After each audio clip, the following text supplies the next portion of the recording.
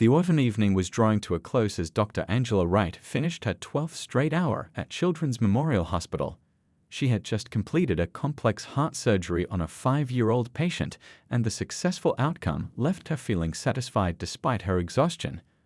Her mind was already drifting towards the warm comfort of home, where her husband would probably be preparing one of his famous pasta dinners. The streets were quiet as she drove her silver Honda Accord through the familiar routes of her neighborhood.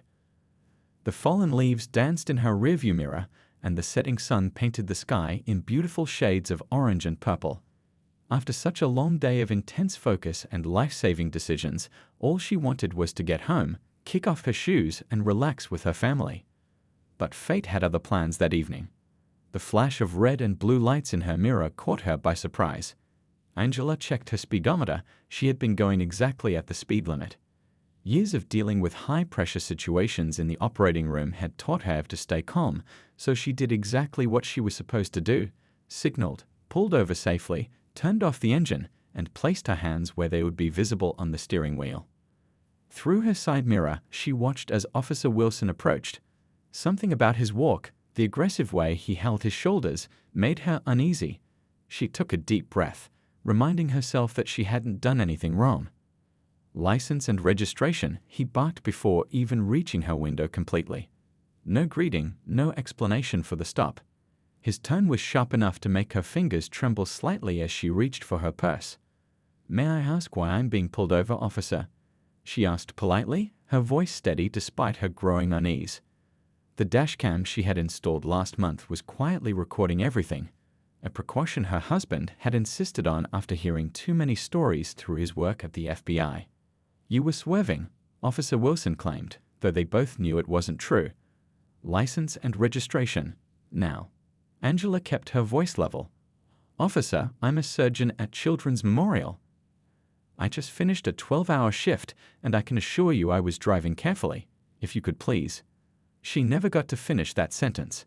As she reached for the registration in her glove compartment, explaining her movement as she did so, Officer Wilson's hand suddenly struck her face with a force that snapped her head to the side. The sound of the slap seemed to echo through the quiet street. For a moment, time stood still. Angela's cheek burned, and she could taste blood where her lip had caught against her teeth. Her medical training kicked in, cataloging her symptoms automatically: mild contusion, possible light bruising, no serious damage. But the emotional shock hit harder than the physical pain. The dashcam recorded everything: the unprovoked aggression, the way Officer Wilson's face twisted with unchecked anger, the absolute silence that followed. Angela sat perfectly still, her years of professional composure the only thing keeping her from reacting. Her mind was already racing ahead. She knew exactly what her next steps would be. When Officer Wilson demanded her license again, she handed it over without a word, along with her registration. He returned several minutes later, throwing them into her lap without even a citation. As he walked away, she noticed his nameplate was partially covered, another violation of department policy.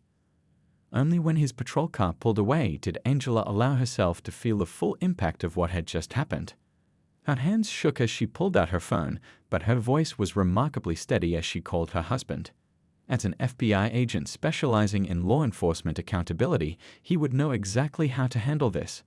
More importantly, he would understand why this couldn't be allowed to slide. "Baby, something just happened," she began, her voice finally cracking slightly. "I'm okay, but I need you to listen carefully." She had no way of knowing then that this moment would spark a chain of events that would expose years of hidden corruption and change their lives forever. But as she drove home, one thing was absolutely clear: this officer had picked the wrong person to abuse his power on. Special Agent Michael Richardson was reviewing case files in his home office when his wife's call came through. The moment he heard the tremor in Angela's voice, his heart rate spiked, but years of FBI training kept his response measured and professional. As she described what happened, he took detailed notes, his handwriting remaining steady even as his jaw clenched with controlled anger. "Are you able to drive home safely?" he asked first, prioritizing her immediate well-being. When she confirmed she could, he continued, "Don't stop anywhere. I'll have everything ready when you get here." While waiting for Angela's return, Michael's FBI training kicked in automatically. He set up his laptop to download the dashcam footage the moment she arrived. He pulled out a fresh legal pad, starting to document everything with precise timestamps. The detective in him was already mapping out the investigation, but the husband in him was fighting to stay composed. The sound of the garage door opening sent him to the kitchen. He knew his wife would need something comforting after this ordeal. By the time Angela walked in, he had her favorite chamomile tea brewing and the kitchen island set up as an impromptu incident documentation station. The red mark on her cheek made his stomach turn, but he kept his voice steady. "Let's take care of you first, then we'll handle everything else." He handed her an ice pack wrapped in a kitchen towel, watching as she pressed it gently against her face. As Angela sipped her tea, Michael connected her dashcam to his laptop. The footage was crystal clear. Officer Wilson's abuse of power was undeniable. He watched it twice, taking notes each time, his trained eye catching details that would be crucial later. The partially covered nameplate, the lack of probable cause for the stop, the clear audio of the unprovoked assault. "I know what you're thinking," Angela said, reaching across the kitchen island to take his hand. "But I don't want revenge. I want justice, real justice." Michael squeezed her hand, proud of her strength and wisdom even in this moment. "That's exactly what we're going to get. But we need to be smart about this. Officer Wilson isn't just a bad apple, he's a symptom of a bigger problem. And I think I might know how deep this goes."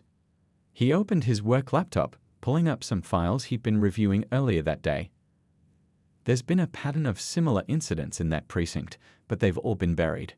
Complaints disappeared, evidence went missing, witnesses suddenly changed their stories. I've been gathering threads for months, but nothing solid enough for a case, until now. Angela leaned forward, her medical mind already connecting dots. "You think this is systematic?" "I know it is," Michael replied, turning his laptop to show her a spreadsheet of incident reports. "But to take down a corrupt system, we need to be methodical. We'll start with your incident. It's clear, documented, and involves a highly credible victim. But that's just our entry point." They spent the next few hours mapping out their strategy. Michael explained how they would need to build the case layer by layer, gathering evidence that would be impossible to bury or ignore. They'd need to work within the system, using its own rules and procedures to expose the corruption. It won't be quick, he warned her. And it won't be easy. There will be pushback, maybe even threats. "Are you sure you want to do this?" Angela touched her cheek, where the mark from Wilson's slap was already starting to bruise. "I've spent my entire career saving lives in the operating room. Maybe this is how we save lives outside of it. If we don't stand up to this kind of abuse of power, who will?" Michael nodded, feeling a surge of pride and determination. He started making calls to trusted colleagues in the FBI's Civil Rights Division, to contacts in internal affairs who weren't compromised, to federal prosecutors he knew would take this seriously. As midnight approached, they'd finally headed to bed, both knowing sleep wouldn't come easily. But they had a plan now, and more importantly, they had each other. What Officer Wilson had meant as an act of intimidation would become the catalyst for change he never saw coming. "Just remember," Michael said as they lay in the darkness, "real justice isn't about revenge. It's about making sure this never happens to anyone else." Angela reached for his hand under the covers. "We're going to change things, aren't we?" "Yes," he replied, squeezing her hand. "But we're going to do it the right way.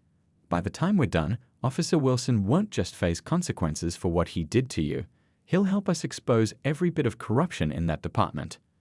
They fell asleep planning their next moves, neither knowing just how far their pursuit of justice would take them or how many lives it would ultimately change. The next morning, Michael arrived at the FBI field office earlier than usual. The quiet of the early hours was perfect for what he needed to do. He sat at his desk, coffee in hand, and began pulling files from the secure database. Each document he opened revealed another piece of the puzzle he'd been subconsciously assembling for months. His computer screen filled with complaint reports, internal affairs investigations, and personnel files, all connected to Officer Wilson's precinct. To an untrained eye, they might look like random incidents. But Michael had spent 15 years in the FBI seeing patterns others missed. He noticed how certain names kept appearing, how similar complaints disappeared without proper investigation, how the same supervisors handled these buried cases. "You're here early," said Agent Chen, his longtime partner, dropping a fresh coffee on his desk. "This about what happened to Angela?" Michael nodded, turning his monitor so she could see. "Look at this pattern. Every time Wilson's involved in a complaint, Lieutenant Barnes handles the internal investigation, and every time the evidence mysteriously becomes insufficient." Agent Chen leaned in, her eyes narrowing as she studied the screen. "That's not just coincidence. How far back does this go?" "At least 3 years," Michael replied, pulling up more files. "But here's where it gets interesting. I cross-referenced financial records. Barnes bought a vacation home last year, on a lieutenant's salary. Let me guess, he couldn't have afforded it." Michael shook his head. "Not unless he's secretly winning the lottery every month, and look who lives 2 doors down from that vacation home." Agent Chen's eyebrows shot up as she read the property records. "Captain Reynolds? The same Reynolds who's been blocking the department's accountability reforms." They spent the next few hours building a timeline. Michael's wife's incident wasn't just a single act of abuse, it was the thread that could unravel years of corruption. They discovered a pattern of similar traffic stops, all involving Wilson and other officers from his unit. Complaints were filed, evidence vanished, and witnesses suddenly became uncooperative. "We need to move carefully," Agent Chen warned. "These people have connections. They've managed to bury everything so far." Michael pulled up the dashcam footage from Angela's incident. "Not this time. They made a mistake targeting my wife. We have clear evidence, an impeccable witness, and most importantly, they don't know we're coming." He started making calls to trusted contacts in different agencies. A friend at the IRS agreed to look into Barnes's suspicious finances. Another contact in the state attorney's office began quietly pulling court records of dismissed cases involving Wilson's testimony. By afternoon, Michael had set up a secure evidence room, its walls slowly filling with photos, documents, and connection maps. Each piece of paper represented another crack in the wall of silence these corrupt officers had built around themselves. His phone buzzed, a text from Angela. "Just finished giving my official statement to Internal Affairs." The investigator seemed actually interested in pursuing it. "Her name is Detective Rodriguez." Michael smiled. Rodriguez was one of the good ones. He'd worked with her before. She'd been trying to clean up the department from the inside for years, but never had enough solid evidence to make anything stick. He was about to reply when Agent Chen burst into his office, waving a file. "You need to see this. Remember that missing evidence from the Thompson case last year?" "I found it. The original dash cam footage was accidentally archived in the wrong system. It shows Wilson doing exactly the same thing he did to Angela." Michael's pulse quickened. This was bigger than they'd imagined. The Thompson case had made headlines. A young teacher who'd filed a complaint against Wilson, only to suddenly withdraw it and move out of state. Now they knew why. "We need to find Ms. Thompson," he said, already reaching for his phone. If what happened to Angela made her willing to speak up again. "Already on it," Agent Chen replied. "And there's more. I've got 3 other similar cases, all with misplaced evidence that just happened to turn up in the wrong archives. These guys got sloppy, thinking nobody would look too hard." Michael stood at the evidence board, adding new connections with red string. The pattern was becoming clear. A web of corruption that had ensnared an entire precinct. Officer Wilson wasn't just a bad cop. He was a tool used by higher-ups to enforce their power and fill their pockets. "What they did to Angela," he said quietly, "they've been doing to people for years. But this time they picked the wrong target," Agent Chen finished. "This time, we're going to make it stick." As the sun set outside his office window, Michael sent a message to his wife. "Making progress. Found more victims. This is bigger than we thought, but that just means the justice will be bigger too." Her reply came quickly. "Be careful, but don't stop. Every person they've hurt deserves to see this end." Michael looked at the evidence wall one more time before heading home. Tomorrow, they would start interviewing witnesses.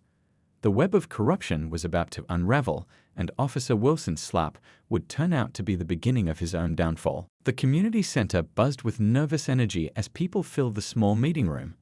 Michael and Angela sat at a folding table, facing a group of individuals who had all experienced similar encounters with Officer Wilson and his colleagues. Each person clutched a paper cup of coffee, their stories waiting to be told. "I never thought anyone would believe me," said a young teacher who had recently moved back to town.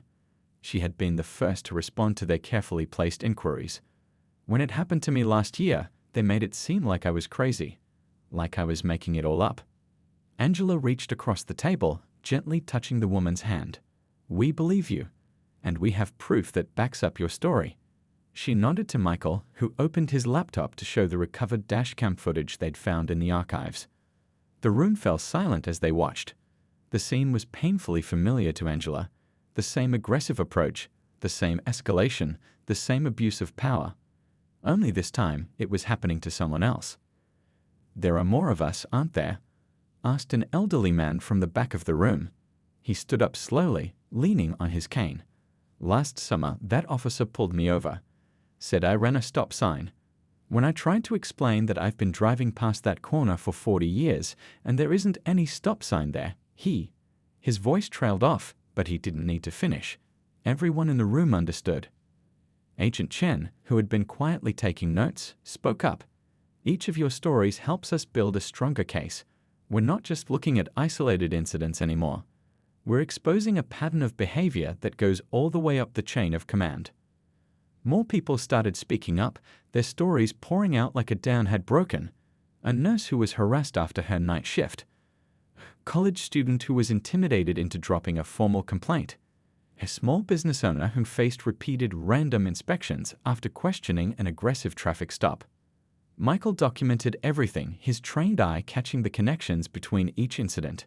The same officers, the same supervisors, the same pattern of intimidation and cover-ups. But something else was emerging too, a paper trail of money flowing through shell companies and offshore accounts. "Look at this," he whispered to Agent Chen, showing her his tablet. Every time they buried a serious complaint, someone made a large deposit into this account in the Cayman Islands. Then the money got split between 3 other accounts. Agent Chen's eyes widened as she traced the transactions. Those account numbers, they matched the ones we found in Lieutenant Barnes's personal files. As the meeting continued, Angela noticed a young woman hanging back, clearly wanting to speak but hesitating. During a break, Angela approached her quietly. "Sometimes the hardest part is saying it out loud the first time," she said gently. The woman glanced around nervously before speaking. "I work at the courthouse, in records. Sometimes, late at night, certain officers come in. They ask to see files, important ones, about complaints against the department. The next day, those files are always different. Pages missing, details changed." This was exactly what they needed, a witness from inside the system. Michael joined them, his voice reassuring as he explained how they could protect her if she was willing to testify. By the end of the meeting, they had gathered more than 20 statements, each one adding another piece to the puzzle. But more importantly, they had given these people something they'd lost, hope that justice was possible. As they packed up their materials, Agent Chen got an urgent text from their contact at the IRS. "The financial investigation is starting to crack things open," she reported. "They found a pattern of suspicious property deals. Every time the department seized a property in a drug raid, it ended up being bought at auction by the same shell company. Guess who owns it?" "Captain Reynolds," Michael guessed, adding another note to their growing evidence board. "And his brother-in-law," Agent Chen confirmed. "They've been running this scheme for years. The properties always sell for way below market value, then get flipped for huge profits." Angela watched as more people lingered, sharing contact information, forming their own support network. "We're not just building a case," she realized. "We're building a community." Michael nodded, seeing the same thing. These weren't just witnesses anymore. They were people taking back their power, supporting each other, standing up against injustice together. As they left the community center, Michael's phone rang. It was Detective Rodriguez from Internal Affairs. "We need to meet," she said, her voice urgent. "Tomorrow morning. What they did to your wife, it's just the tip of the iceberg. I've been holding on to something for months, waiting for the right moment. I think that moment is now." Michael caught Angela's eye as he ended the call. They both knew that tomorrow would bring them one step closer to exposing the truth. The web of corruption was starting to unravel, and soon there would be nowhere left for Officer Wilson and his colleagues to hide. The early morning sun hadn't yet reached Detective Rodriguez's office when Michael arrived. The internal affairs investigator looked like she hadn't slept, her desk covered with files and her computer showing multiple windows of financial records. "I've been waiting years for someone to build a case strong enough," she said, pulling out a thick folder from her bottom drawer. "Every time I got close, they found a way to shut it down. But this," she pushed the folder across her desk. "This is what they don't know I have." Michael opened the folder and felt his breath catch. Inside were dozens of photos. Officer Wilson and Lieutenant Barnes meeting with known drug dealers, Captain Reynolds accepting envelopes in dark parking lots, time-stamped surveillance images showing officers entering the evidence room on nights when drugs and money mysteriously disappeared. "How did you get these?" he asked, carefully examining each photo. "I had help," Rodriguez replied, lowering her voice. "There are good cops in this department who are sick of watching the corruption. They've been secretly documenting everything, waiting for the right moment. When they heard an FBI agent's wife was assaulted, they knew it was time." Back at the FBI office, Agent Chen was dealing with mounting pressure from unexpected sources. Anonymous calls had started coming in, warning her to back off the investigation. She played one of the recorded messages for Michael. "Think about your career," the distorted voice said. "Some things are better left alone. Don't make enemies you can't handle." But the threats only proved they were getting close. The investigation had grown beyond just Officer Wilson's assault on Angela. They had uncovered a network of corruption that reached into every corner of the department, rigged property auctions, missing evidence, protection rackets targeting local businesses. At home, Angela faced her own battles. Every time she drove to the hospital for her shifts, she found herself gripping the steering wheel tighter, watching her mirrors for patrol cars. The bruise on her cheek had faded, but the memory remained fresh. "I almost hit the brakes at every police car today," she admitted to Michael over dinner. "But then I think about all those people at the community center. How many others are still afraid to come forward? We can't stop now." Michael reached across the table, taking her hand. "We're close, but the next few days are going to be tough. They know we're coming for them now." He wasn't wrong. The next morning, Michael arrived at work to find his case files had been accessed overnight. Nothing was missing, but the message was clear. They had allies in high places. Agent Chen burst into his office, her face tense. "They're trying to transfer you," she said. "I just heard from upstairs. Someone pulled strings, trying to get you reassigned to Alaska. But here's the thing, they did it so sloppily that it left a trail. Guess whose signature was on the transfer request?" "Captain Reynolds," Michael said, not even needing to guess. "Exactly. He's getting sloppy. Scared people make mistakes." The pressure continued to mount from all sides. Some fellow law enforcement officers began treating Michael like a traitor, turning their backs when he entered rooms. Others secretly passed him notes, offering to testify when the time came. Angela's hospital colleagues rallied around her, creating an informal escort system to walk her to her car after late shifts. But she also noticed patrol cars frequently parked outside the hospital, their presence more threatening than protective. Detective Rodriguez's evidence proved to be the key they needed. The surveillance photos couldn't be buried or explained away. Each image told the story of corruption, building a case that would be impossible to ignore. "We've got them," Agent Chen said, reviewing the complete case file. "Money laundering, evidence tampering, civil rights violations, conspiracy. Once we move on this, the whole house of cards comes down." But Michael knew the hardest part was still to come. The corruption had deep roots, and cornered animals were the most dangerous. As he drove home that evening, he noticed 2 unmarked cars following him, their headlights staying just far enough back to maintain deniability. When he arrived home, Angela was waiting with news of her own. "Someone tried to access my medical records today," she said. "They were looking for anything they could use to discredit me. But they didn't realize our department has been documenting every unauthorized access attempt since I filed my complaint." Michael pulled out his phone, adding this new evidence to their case file. Each attempt to intimidate them only made their case stronger. The corrupt officers were playing right into their hands, too desperate to see they were only digging themselves deeper. "Tomorrow," he told Angela, "we take everything to the federal prosecutor. No more waiting, no more gathering evidence. It's time." As they prepared for bed that night, both of them knew sleep wouldn't come easily. The next few days would change everything, not just for them, but for every person who had suffered under this corrupt system. The justice they had worked so hard to build was finally within reach. The federal courthouse hummed with tension on that decisive Monday morning. Michael and Agent Chen had arrived before sunrise, carrying boxes of evidence that represented months of careful investigation. The federal prosecutor, Mrs. Thompson, reviewed their findings one last time, her expression growing more determined with each page she turned. "This is one of the most comprehensive corruption cases I've seen in 20 years, she said, closing the final folder.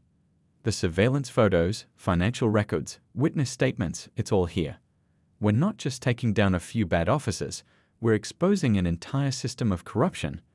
Downtown, Angela was finishing her morning rounds at the hospital when she got the text from Michael. "It's happening. Stay safe." She took a deep breath, knowing that across the city, dozens of FBI agents and federal marshals were moving into position. The operation began precisely at 9 a.m. At the police precinct, Officer Wilson was just starting his shift when federal agents walked through the front door. The look of shock on his face quickly turned to understanding. He knew exactly why they were there. "Officer Thomas Wilson," the lead agent announced, "you're under arrest for civil rights violations, conspiracy, and abuse of power under color of law." The entire precinct watched in stunned silence as Wilson was led out in handcuffs. But that was just the beginning. Across town, other teams were moving simultaneously. Lieutenant Barnes was arrested in the middle of a morning briefing. Captain Reynolds was taken into custody as he tried to flee through his country club's back entrance. One by one, the corrupt officers who had thought themselves untouchable faced the consequences of their actions. At the courthouse, Detective Rodriguez watched with satisfaction as years of secret evidence gathering finally paid off. The officers who had helped her document the corruption stepped forward, no longer afraid to be identified. "The evidence room sign-in logs," one officer testified. "They were doctored every time drugs or money went missing, but I kept the original copies." He handed over a USB drive containing years of security footage showing the late-night evidence tampering. The district attorney's office was in chaos.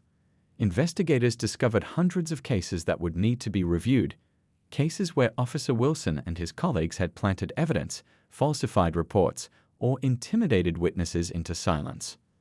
Michael coordinated the operation from the federal building, watching as reports came in from each arrest team. Agent Chen maintained the evidence chain, ensuring every document and photo was properly logged. They had learned from past failures. This time, nothing would slip through the cracks. The local news crews gathered outside the precinct as word spread. The sight of corrupt officers being led out in handcuffs made headlines across the country. But it was the human stories that touched people the most, the victims who had finally found their voice. "They thought they could silence us," said the elderly man from the community center meeting, speaking to reporters. "But they didn't count on good people standing together. They didn't count on an FBI agent and his wife being brave enough to fight back." The courthouse clerk who had witnessed the late-night file tampering provided crucial testimony. "They came in thinking nobody was watching," she said, "but somebody's always watching, and eventually somebody speaks up." By afternoon, federal agents had seized computers and files from the precinct, the captain's office, and several private residences. The financial trail led them to offshore accounts, hidden assets, and a network of corruption that had tentacles throughout the city government. Angela watched the news coverage from the hospital break room, surrounded by supportive colleagues. The bruise on her face had long since healed, but the impact of what she had started would be felt for years to come. "Your wife's complaint was the key," the federal prosecutor told Michael later that day. "It gave us the opening we needed. Everything else, the financial crimes, the evidence tampering, the witness intimidation, it all unraveled from that one moment when Officer Wilson made the mistake of attacking someone who wouldn't stay quiet." The date wasn't over yet. As evening approached, more arrests were made. City officials who had helped cover up complaints, property developers who had profited from the rigged auctions, even a judge who had dismissed cases in exchange for bribes. Michael finally returned home late that night, exhausted but satisfied. Angela was waiting for him, the news still playing quietly on their TV. "I just got off the phone with the community center," she said. People are already organizing to help review old cases to find others who might have been wrongly convicted. This isn't just about punishment, it's about fixing what they broke. Michael nodded, pulling her close. This is real justice, he said softly. Not revenge, not violence, but holding people accountable, changing the system, making things right. On the TV, they watched as Officer Wilson was led into the federal courthouse. The man who had thought himself above the law now faced years in prison, along with his co-conspirators. But more importantly, the broken system that had protected him was being torn down and rebuilt. Tomorrow, Angela said, we start helping people rebuild their lives. That's the real work. The city would never be the same after that day. But for the first time in years, its people had hope that justice wasn't just a word, it was a promise that would finally be kept. 1 year later, the community center was packed again, but this time the atmosphere was different. Instead of fear and uncertainty, the room buzzed with hope and determination. Angela stood at the podium, addressing a crowd that had grown far beyond the original group of victims. When Officer Wilson slapped me that night, he thought he was showing his power, she began, her voice steady and strong. Instead, he showed us our power, the power of standing together, of speaking up, of demanding real change. The changes in the city over the past year had been remarkable. The federal investigation had led to 28 convictions, including Officer Wilson, Lieutenant Barnes, and Captain Reynolds. The corrupt officers were serving lengthy prison sentences, their assets seized and redistributed to a victim compensation fund. Michael, sitting in the front row, couldn't help but smile as his wife continued speaking. Just yesterday, he'd been promoted to head a new FBI task force specifically focused on law enforcement accountability. The success of their case had become a model for other cities dealing with similar issues. But prison sentences aren't enough, Angela told the crowd. Real justice means changing the system that allowed this to happen. She gestured to the back of the room, where newly installed Police Commissioner Anderson nodded in agreement. The police department had undergone a complete overhaul. Every officer now wore body cameras that couldn't be turned off. A civilian oversight board, including several people from the original community center meeting, reviewed all complaints. The evidence room had new security protocols, with multiple witnesses required for any access. Remember Mrs. Chen from the corner store? Angela asked the audience. She used to pay protection money every month just to keep her business open. Now she's on the Small Business Advisory Committee, helping write new policies to prevent police harassment. The elderly man who had spoken up at their first meeting was now leading a community outreach program, building bridges between police and residents. The young teacher had returned to the city and was helping educate students about their rights and responsibilities.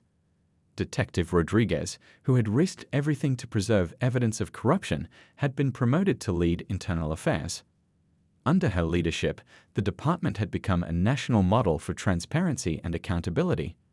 But the biggest change, Angela continued, isn't in policies or procedures, it's in people's hearts and minds. We're not afraid anymore. We know that when we stand together, justice is possible. Michael watched as people in the audience nodded, some wiping away tears. He thought about how far they'd come from that night when Angela had called him, her voice shaking, after Wilson's assault. What could have been just another buried incident had instead sparked a revolution in police accountability. The courthouse clerk who had exposed the file tampering was now running a whistleblower support program. Every week, we get calls from other cities, she told the group. People asking how we did it, how they can make changes in their own communities. After the formal speeches, people gathered in small groups, sharing stories and plans for the future. A young officer, part of the new recruit class trained under the reform system, spoke with Angela. Your case was part of our training, he said. They taught us that real strength isn't about power over others, it's about serving our community with respect and dignity. The local news was there, interviewing people for a special report on the 1-year anniversary of the arrests. The reporter asked Michael about the significance of the changes. What happened here wasn't just about punishing bad officers, he explained. It was about building something better. Every person who spoke up, every piece of evidence we gathered, every conviction we secured, it all helped create a new standard for what justice looks like. As the evening wound down, Angela and Michael walked through the community center, stopping to talk with people they'd come to know well over the past year. The young woman who had lost her business to police harassment was now running a successful store.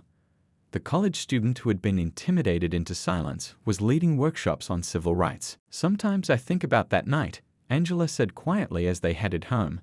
"How different things would be if I had just stayed quiet, if we had let fear win." Michael squeezed her hand. "But you didn't. We didn't. And now look at what's happened, not just here, but across the country. Other departments are adopting our reforms. Other communities are finding their voice." At home, they found an email from the federal prosecutor. More indictments were coming, this time in a neighboring city that had started its own investigation using their case as a template.